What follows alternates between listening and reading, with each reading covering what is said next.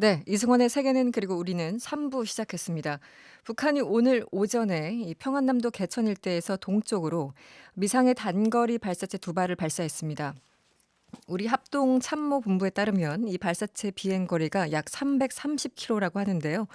북한은 왜 자꾸 발사체를 쏘는 걸까요? 궁금해서 통일연구원 조한범 선임연구위원 연결해서 짚어보도록 하겠습니다. 나와 계시죠? 예, 안녕하세요. 네, 안녕하세요. 벌써 10번째입니다. 올 들어서만요.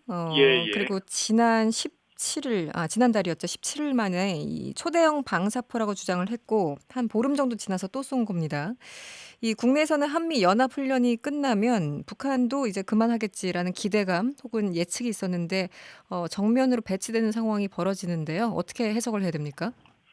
일단 이제 기술적인 측면이 있을 수가 있고요. 그건 왜 네, 그러냐면 북한이 지금 발사하는 무기체계가 확인된 게 네 개거든요. 네, 하나는 이제 북한판 이스칸더라는 단거리 미사일, 네, 그다음에 북한판 에이테킴스 전술 지대지 미사일, 네, 그다음에 400mm, 600mm 방사포 다연장 로켓이거든요. 근데 네, 오늘도 아마 600mm 이 다연장으로 보여지거든요. 네, 근데 지금 네 종류를 지금 10번, 20발을 쏴봤다는 얘기는 그 이전에는 발사한 적이 없는 무기 체계들이거든요. 네, 그러면 보통 한 무기만으로도 10여 회 이상 발사를 해보거든요. 음, 기술적인 완성도가 아직 떨어졌을 수가 있고, 네, 또 하나는 오늘 두 발 쐈는데, 물론 의도가 있을 수는 있지만, 하나는 사거리가 훨씬 짧거든요. 네네. 그러면 사실 기술적으로 문제가 있거나 아직 완성이 안 됐을 수 있거든요. 그러니까 일단 음. 기술적으로 무기체계 개발의 필요성이 있다 이렇게 볼 수 있고요. 네네.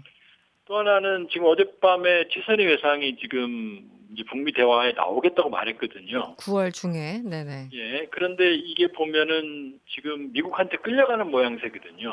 그렇기 네. 때문에 자신들이 끌려가는 게 아니다라고 하는 강경한, 그러니까 음. 한쪽에는 대화를 하지만 자신들이 강경한 입장을 견지한다라고 그러니까 무게의 중심축을 맞추는 정치적 음. 행보 두 가지 가능성이 있지요. 네.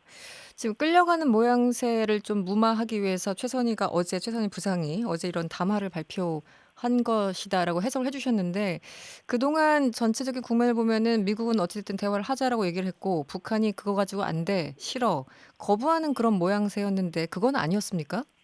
그러니까 지금 그러니까 이제 최 부상의 행보는요. 네. 사실은 미국의 입장을 수용한 거라고 볼 수 있어요. 왜냐하면 음. 지금까지는 미국이 새로운 셈법을 가지고 나와야만 대화하겠다 했는데 그랬죠. 지금 일단 대화에 나갈 테니까 셈법을 가지고 나와라 이런 걸로 입장을 바꿨거든요. 네네. 그러니까 엄밀히 보면 강경한 입장에서 미국의 입장, 일단 대화하고 보자라고 하는 미국의 입장이 좀 반영이 된 거라고 보이기 때문에 아. 북한의 일정한 입장 변화가 좀 보이고 네네. 그러니까 여기에 대해서 자신들이 무력 시위를 통해서 우리가 끌려가는 건 아니다. 이런 연출을 했을 가능성이 있죠. 그러니까 한쪽으로는 이제 본인들 방어권 차원에서 기술적으로 말 그대로 실험을 하는 그런 군사적인 측면이 있는 것이고, 두 번째는 정치적인 메시지도 분명히 담고 있는 것이다. 이런 그렇게 볼 수 있죠. 해석이 예. 가능하다. 그런데 왜 9월 중이라고 이렇게 특정을 했을까요? 본인들도 그 시간을 더 늦추면 불리하다라는 판단이 있었을까요?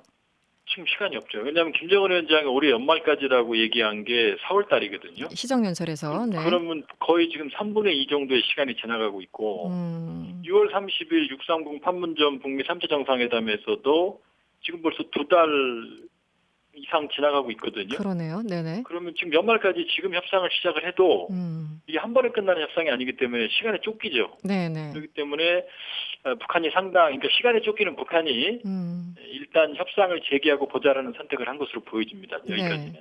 거기에 대해서 이제 질문이 나왔습니다. 그러자 미국 국무부가 이 발사체 발사가 나오기 전 반응이긴 합니다만 "우리는 이 시점에 발표할 어떠한 만남도 갖고 있지 않다." 이렇게 어떻게 보면 단호하게 밝혔어요.